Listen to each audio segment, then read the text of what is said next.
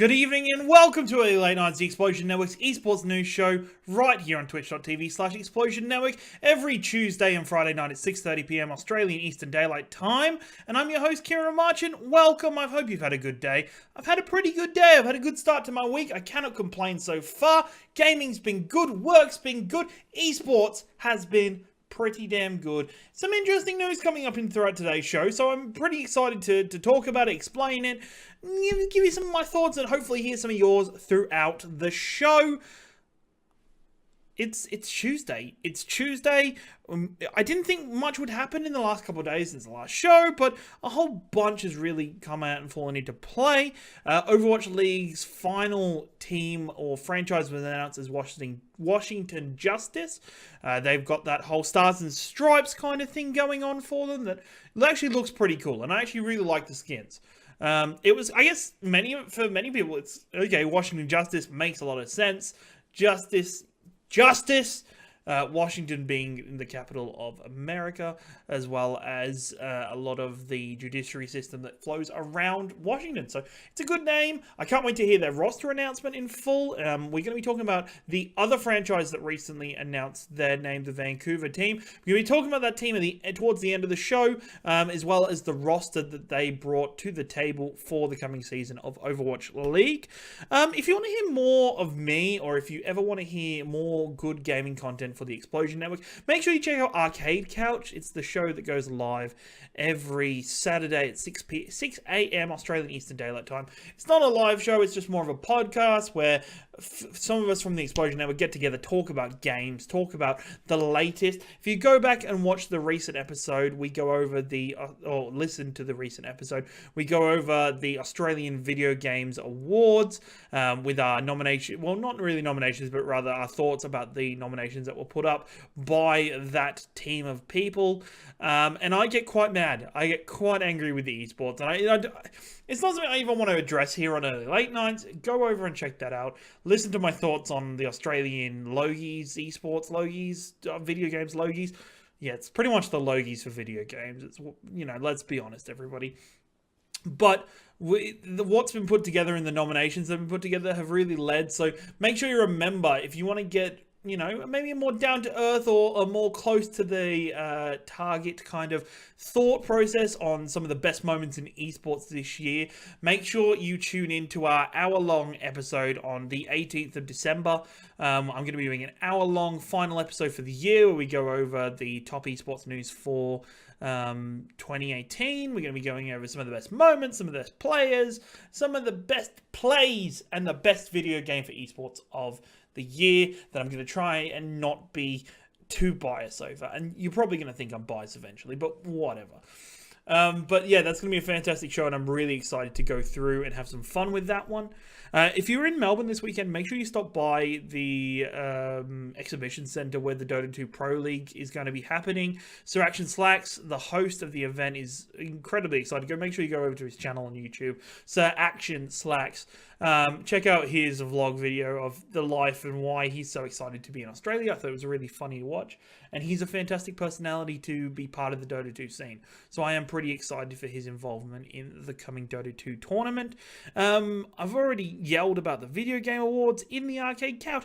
I write notes for the show, and I've wrote a note that I'm kind of like, I've covered you already, mister. I've covered you already. Oh well, get over it. And also, congratulations to Astralis, the Counter-Strike Go team. Oh my god, somebody probably thinks I have some kind of illness.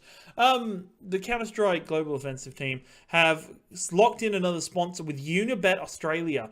Locking in and getting a sponsor on that organization. It's always really interesting how any sports or competitive event, you'll quickly find a gambling or betting institution coming along with it. Even though betting itself and gambling is a risk to many people, and I never really suggest getting too much involved with it, they are really good supporters at sports and esports and everything. So it's like the evil and I guess. So it's interesting their involvement, especially being a pretty reliable betting site. So we'll see them more and more coming up with their Unibet sponsor with Australis in the coming for IEM and the build up to that in the CSGO world. Tonight's episode, I'm going to be talking about Artifact once again, and after a week of its release, what exactly is the outcome of its marketplace so far, and how the marketplace and its economy is affecting players who are playing the game. We're going to be looking into the up-and-coming Chinese Dota 2 major and the catastrophe that is happening with that at the moment. There is a lot of issues going on there, so got to make sure we're going to keep up with that, give you the latest news on that event, as well as Counter-Strike is getting a teaser from the devs about some new stuff going on behind the scenes and what we could be seeing as soon as tomorrow. So I'm excited to see that, as well as going over the Vancouver Titans and their roster and going in behind a little bit behind the thought process of hiring a roster and selecting a roster for a team, especially when it comes to South Korean players, and why most teams are turning to the place of South Korea for their gamers. So let's kick right off. Let's not waste any more time. Let's jump right in with some Artifact news. I've got a Stream Deck. I don't know why. I went to my mouse. I don't need to go to the mouse anymore. I've got this wonderful Stream Deck. Artifact is the Dota 2 card game that's recently been released by Valve. In a very interesting fashion, the game, as we know, costs $27 Australian. If you want to buy it, pick it up. You get a couple free decks with the game, as well as 10 free booster packs. After that, it's interesting that players caused a bit of a ruckus about this when it was initially announced. There is no in-game currency system or in-game kind of progression system that's going to lead to more booster packs or more cards. This means unless you're going into drafts, which cost money or, cost tickets, there or other events that give booster packs as prizes, there is a limited amounts of ways of getting it in-game, and it's more classed around buying booster packs or buying individual cards with real-world money. And many people have been astonished by this. We are in an age where the card game genre, especially digital card games, has been kind of laid down by these free-to-play games, with Hearthstone, kind of taking the reins over the last couple of years in games like Gwent, with this free-to-play model that players can earn in-game currency or in-game kind of products to actually be able to get cards without actually spending any of their real money. It just requires a bit of hard work. And for many people, it's really interesting. For many people, it's really different to see people kind of come together and look at this problem. But overall, the Artifact market is currently in a fantastic position. It is really well put together. The cards are coming out at a valuable price. At the moment, the central card of the market is the Hero Axe, who comes in red, who comes with some some amazing starting stats, as well as coming through as a really useful early game hero. He's costing about $21 Australian at the moment if you just want to buy Axe, but most cards at the moment are sitting between the 40 cents to $2 mark, which is quite reasonable. There's been some stats already put together by the community to work out how much it would probably cost if you were to buy the whole card set. So currently the current set is 310 cards. It would work out to be about $300, $400 if you were going to go out and buy the whole set, which is pretty reasonable, actually. It's, other cards, other card games, if you were to try and buy a whole set of Hearthstone, it's a fairly difficult task because you're having to buy multiples and multiples of booster packs where you could get duplicates in those booster packs. And then you do use those duplicates to turn into dust, but it's a bit of a more complex system to be able to build a full set of cards for a set that's been released. So it's really interesting. Players are now putting together, and it's being worked out. If you're wanting to build yourself a top tier deck, it's going to be about $30 to $40 in Artifact, and it's really interesting. I think regular standard TCGs players are very into this already, because if you were to go in your local game store and buy Magic cards, you could buy Magic cards or go online and buy Magic cards. You could buy boosters, you could buy a whole booster box. You could, if you wanted, find a deck list, either build the deck list online, play around with it a bit online, maybe play with some spare cards and pretend they're the real cards, play around with it, and then you can buy the entire deck. You can just go and buy the entire deck. You might have to search for some cards in different stores, but you can buy the entire deck one card at a time. And that is fantastic, and it really helps those like myself. When I initially started playing Magic the Gathering, I was a booster box boy. used to buy a lot of boosters. I used to have stacks of boxes everywhere. And I would just have all these leftover cards for like no reason. And the difference maker in that is that I would get all these leftover cards, and then once I started becoming, understanding the game about it, I just realized I should just buy the cards I need. Like, I should honestly just buy boosters when the set first comes out. But, buy those cards that you want to require and make up a deck. Don't have hundreds and thousands. I am the kid who played Pokemon and didn't think gotta catch them all. I thought, catch one that I really like, train him up so he is buff, and get them to flex on the enemies. And it worked all the time. Me and my Squirtle would be buffers. I used to get to like the Rock Gym, which is the first gym in Pokemon. I used to have like level 20. Level 20, too easy. Level 20 before I even got there, but you don't want to hear that.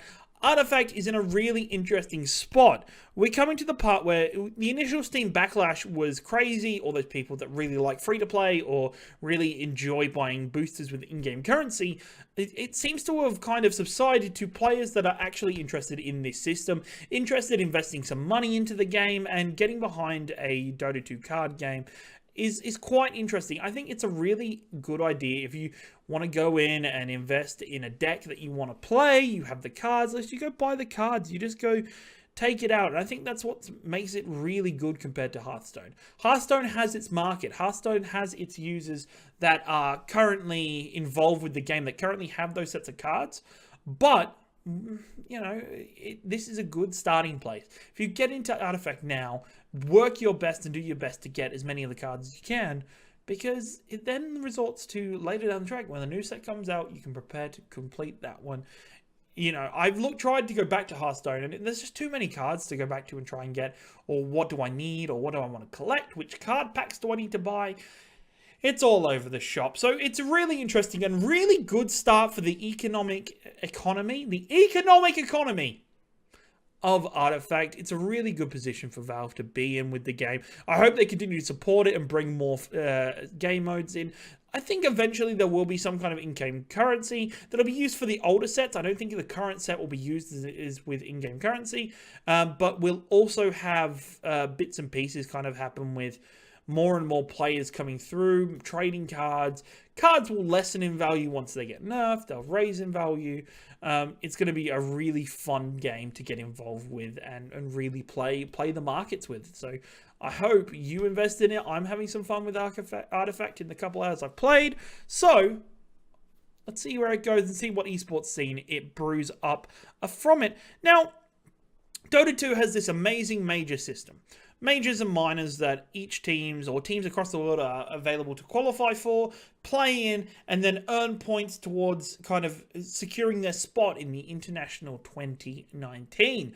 And the recent major in China is coming up in early January.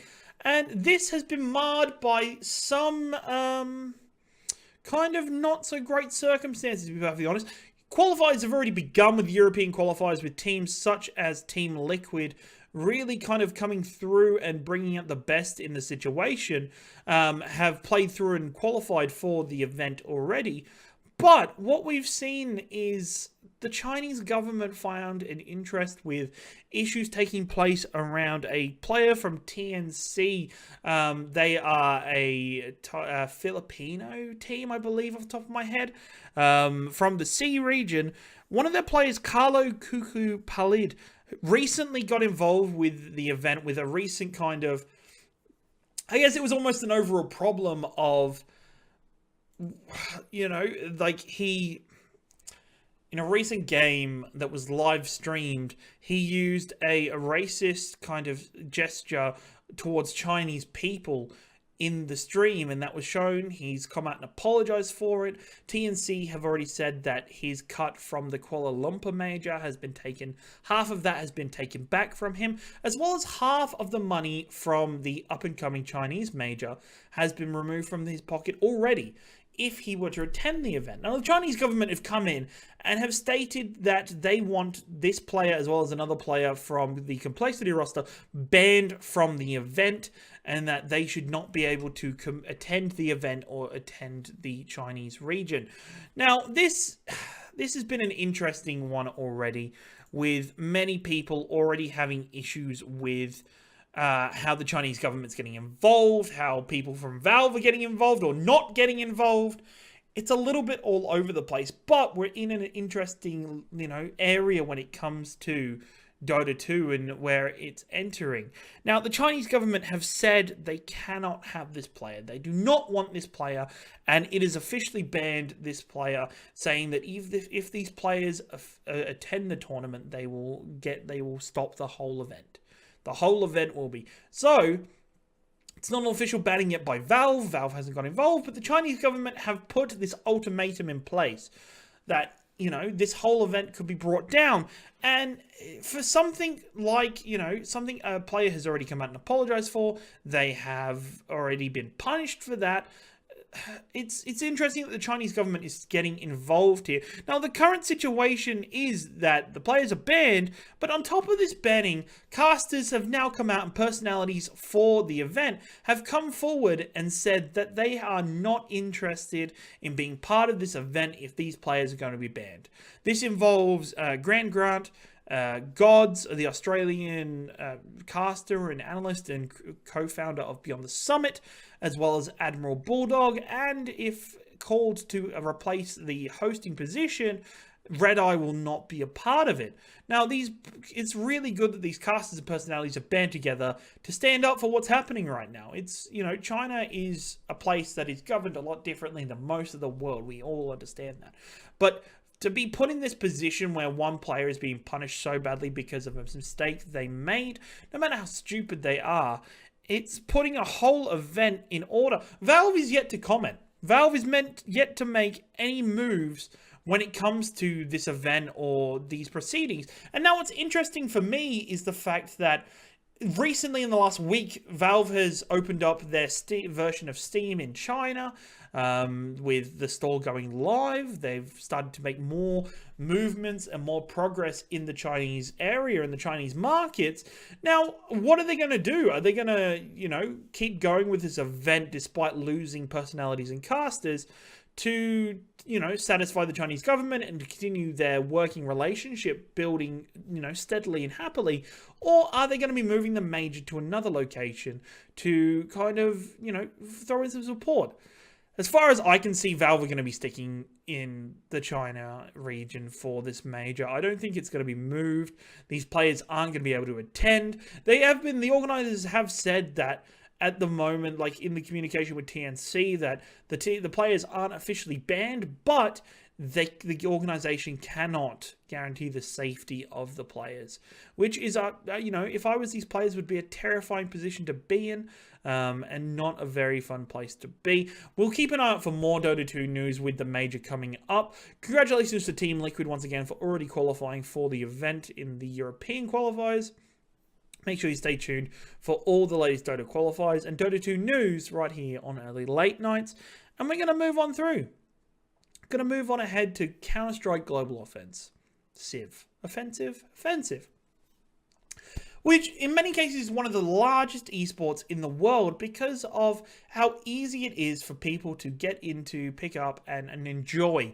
It has simple game mechanics that has a complexity that makes amazing plays be understandable for all, people of all skill levels, but also a very developed scene with a range of characters, a range of teams and organizations, and ESL do a fantastic job of presenting Counter-Strike. Now, Counter-Strike has been out for several years now. By several, I mean almost 10, getting closer to the 10-year mark now for the game. It's been 1 year since the last major operation happened for the event.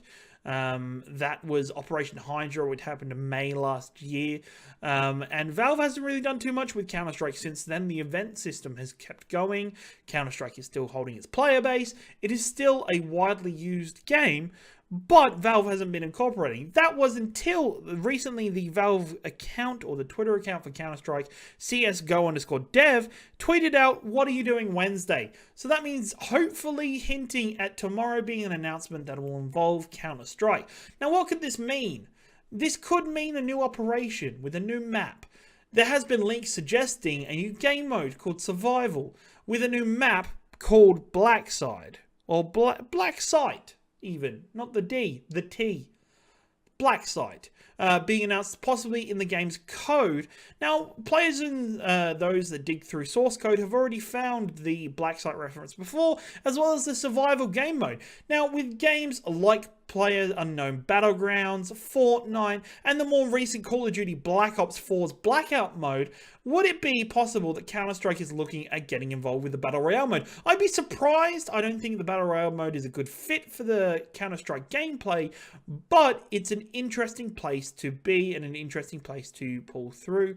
We don't seem to be in the, we don't seem to be losing too much steam for it, so losing too much steam. It's on Steam. Everybody can't lose steam. But what it could also mean is that we also might be having CSGO or a new Counter-Strike game coming forward on the Source 2 engine. Now, the engine that the current game has been running on is passable, but not the greatest, not the best, not the most reliable. So upgrading it to that Source 2 engine will allow for better graphics, better gameplay, and more tweaking and possibilities for the devs coming forward. Now, with the survival mode possibility, it would be interesting to see a Battle Royale mode come out. With that Call of Duty Battle Royale Blackout, it's been fantastic for the game series. Blackout has done really well at bringing players that might have been on the verge of leaving the Call of Duty series and franchise, and really kind of bringing life to that game overall. So I'm interested to see what Valve can do with the Battle Royale mode. Part of me doesn't really want there to be a Battle Royale mode in Counter-Strike. It would be nice if they avoided the flavor of the year or the flavors of the next couple years, but we'll see that coming forward. Hopefully is a new operation with a new map type, or not a map type, but a new map in general would be really nice to shake up the overall gameplay and shake up the esports scene already. And hopefully Valve has got plans in place to continue this support with either more developments or a brand new game for the future of Counter-Strike. It's only what we can hope, right? Now, speaking of new things developing, bringing on new events, new teams. One of the latest new teams in the Overwatch League is the Vancouver Titans, the Chewbacca's, the Chupacabras, the Bigfoots almost, you could say. And it's been interesting to see this team come together. It's interesting. There's been some comments about the blue, green, and white kind of color scheme. Some people not liking it. Some people being fans of it. I actually really like it. I really like the logo design with that Bigfoot kind of Yeti creature on the front. I think it looks really cool. But it's not about the coolness at all. Not really. But what we also are seeing is that the Vancouver Titans announced their roster, which is another Korean roster in the Overwatch League. We already have teams such as the New York Excel and the London Spitfire being teams predominantly built up of South Korean players. And I know many people are probably looking at the teams or looking at the event going, well, I like I'm from Vancouver, but why isn't there a Canadian playing on the team? Why isn't there an American playing on the team? And some people are so focused and so concentrated on the countries or the locations that these teams are coming from. You have to treat it much similar to a system from the European Premier League or the old, whereas teams are playing to be the best possible team. They're not playing to represent their country, their town, or their country, really. It's more, they're getting the best possible players. Now, you're probably going to say to me, yeah, but there's good players in America, there's good players in Canada, there's good players in right here in down under Australia. Yeah, there are. There are. But South Korea is in such a place in the current esports history that it is hard to deny that they are one of the central locations for esport talent in the world. And that's because of a couple things. And one thing for the team and building a team is you're wanting to build a team that isn't going to have any problems such as language barriers. There's not going to be any communication difficulties if you pick a roster that is the similar nationality or all the same nationality. Now, South Korea is the... No more accents, please. My God. Look, it was all right. That was a good Australian accent. But what we've come through for is now with this South Korean roster is South Korea is such an interesting place when it comes to esports, when it comes to the event as a whole or the industry as a whole, because South Korea, since the early days of esports, have been so accepting of esports. They have brought in new players, not brought in new players, but they have accepted and brought esports into their culture. Video games are an accepted hobby, they're an accepted sport and professional, and like a profession. Esports is okay to work at. Whereas many countries, Australia included, US is getting there, not to that point where they see video games as a potential job and money maker. They don't. Whereas South Korea has been putting stadiums on for their esports events. They've been having huge crowd fests already for many, many years. And interesting minor anecdote was the story that was once told about the South Korean soccer team. South Korea's soccer team were preparing to play in the World Cup, and they actually brought in a legendary StarCraft 2 player to inspire the South Korean soccer team. To bring them up, because the South Korean soccer team were such fans of StarCraft and this player's work. And now if you look at that in Australia, if you had the Australian, an AFL team, we all know about Australian AFL teams when it comes to esports. It's not a good position already. We can't imagine that kind of support, that kind of interest in the game to really be coming now at this point. And that's why these rosters are being picked up of purely South Korean teams. Because South Korea is so supportive, they have cultivated and brought to the top the best possible players and actually motivate their teams and their players to actually build to be the best possible players. That's why when you watch Korean contenders, they are insane.